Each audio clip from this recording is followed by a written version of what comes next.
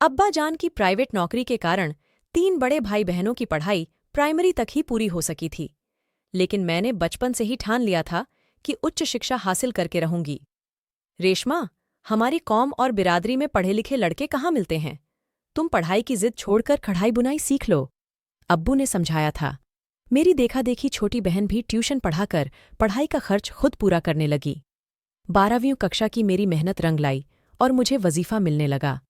इस दरमियान दोनों बड़ी बहनों की शादी मामूली आय वाले लड़कों से कर दी गई और भाई एक दुकान में काम करने लगा।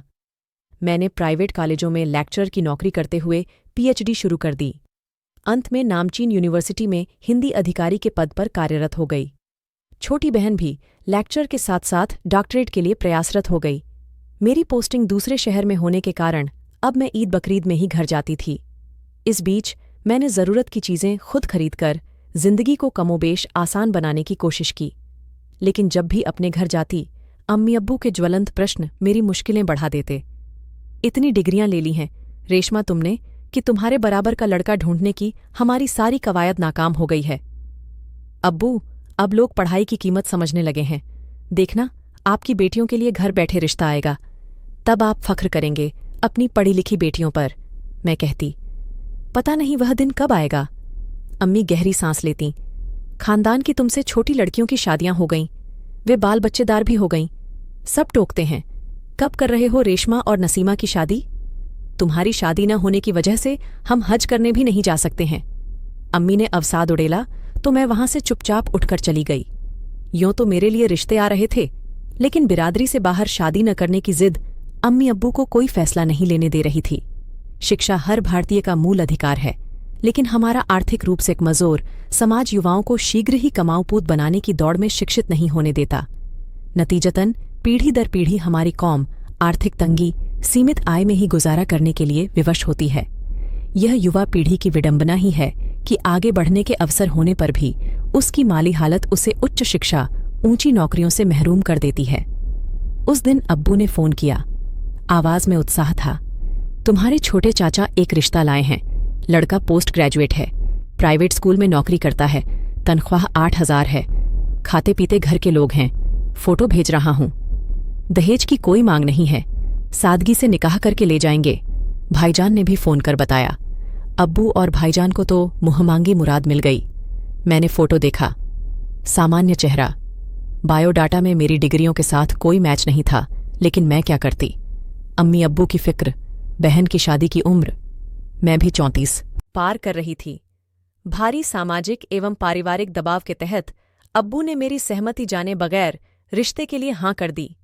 सगाई के बाद मैं वापस यूनिवर्सिटी आ गई, लेकिन ज़हन में अनगिनत सवाल कुलबुलाते रहे कि पता नहीं उसका मिजाज कैसा होगा, उसका रवैया ठीक तो होगा ना। मुझे घरेलू हिंसा से बहुत डर लगता है। यही तो देख रही हूं सालों से अपने आसपास। क्या वह मेरे एहसास, मेरे जज्बात की गहराई को समझ पाएगा? तीसरे ही दिन मंगेतर का फोन आ गया। पहली बार बातचीत, लेकिन शिष्टाचार, सलीका नजर नहीं आया। अब तो रोज का ही दस्तूर बन गया।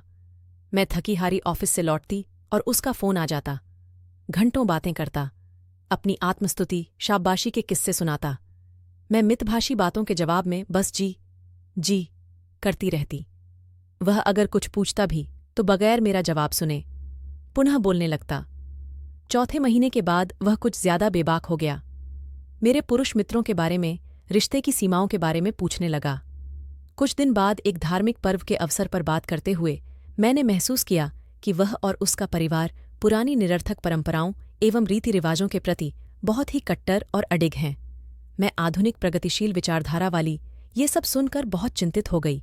यह सच है कि बढ़ती उम्र की शादी महज मर्द और औरत को एक छत के नीचे रखकर सामाजिक कायदों को मानने एवं वंश बढ़ाने की प्रक्रिया के तहत एक समझौता होती है।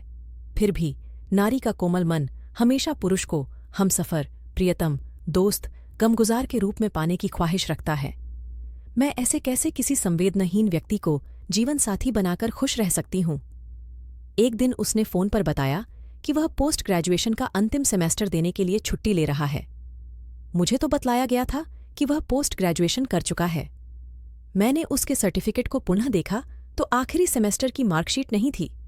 मेरा माथा ठनका कि इसका मतलब मुझे झूठ बताया गया। मैं पहले भी महसूस कर चुकी थी कि उसकी बातों में सच्चाई और साफगोई नहीं है। उसने फ़ोन पर बताया कि वह प्राइवेट नौकरी की शोषण नीति से त्रस्त हो चुका है। अब घर में रहकर अर्थशास्त्र पर किताब लिखना चाहता है। किताब लिखने के लिए नौकरी छोड़कर घर में रहना जरूरी नहीं है। मैंने 2 किताबें नौकरी करते हुए लिखी हैं। मेरे जवाब पर प्रतिक्रिया दिए बगैर उसने बात बदल दी। अनुभवों और परिस्थितियों ने मुझे ठोस, गंभीर और मेरी सोच को परिपक्व बना दिया था। उसका यह बचकाना निर्णय मुझे उसकी चंचल, अपरिपक्व मानसिकता का परिचय दे गया। एक दिन मुझे ऑफिस का काम निपटाना था, तभी उसका फोन आ गया।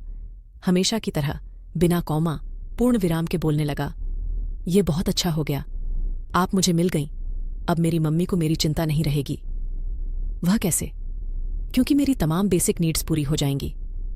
सुनकर मैं स्तब्ध रह गई। मैंने संयम जुटाकर पूछा, "बेसिक नीड्स से क्या मतलब है आपको?" उसने ठाका लगाकर जवाब दिया, "रोटी, कपड़ा और मकान।" मैं सुनकर अवाक रह गई। भारतीय समाज में पुरुष परिवार की हर जरूरत पूरा करने का दायित्व उठाते हैं। यह मर्द तो औरत पर आश्रित होकर मुझे बैसाखियों की तरह इस्तेमाल करने की योजना बना रहा है। इससे पहले भी उसने मेरी तनख्वाह और बैंक बैलेंस के बारे में पूछा था, जिसे मैंने सहज वार्ता समझकर टाल दिया था। अपने निकम्मेपन, अपने हितों को साधने के लिए ही शायद उसने पढ़ी लिखी नौकरी पेशा लड़की से शादी करने की योजना बनाई थी।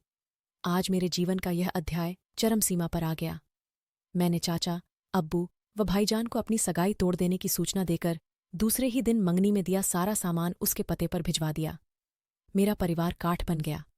मुझे खुदगर्जी के चेहरे पर मोहब्बत का फरेबी नकाब पहनने वाले के साथ रिश्ता कबूल नहीं था। छल कपट, स्वार्थ, दंभ से भरे पुरुष के साथ जीवन व्यतीत करने से बेहतर है मैं अकेली अनब्याही ही रहूं। दोस्तों, मैं आपसे एक बात कहना चाहती हूं। आप वीडियो को पूरा देखा करो और वीडियो अच्छा लगे तो लाइक कर दिया करो और चैनल को सब्सक्राइब कर लिया करो। इसमें आपका कुछ नहीं लगता, ये सब फ्री में हो जाता है। इससे मुझे बहुत मोटिवेशन मिलता है दोस्तों, तो प्लीज़ वीडियो को लाइक और चैनल को सब्सक्राइब ज़रूर कर देना। धन्यवाद जी।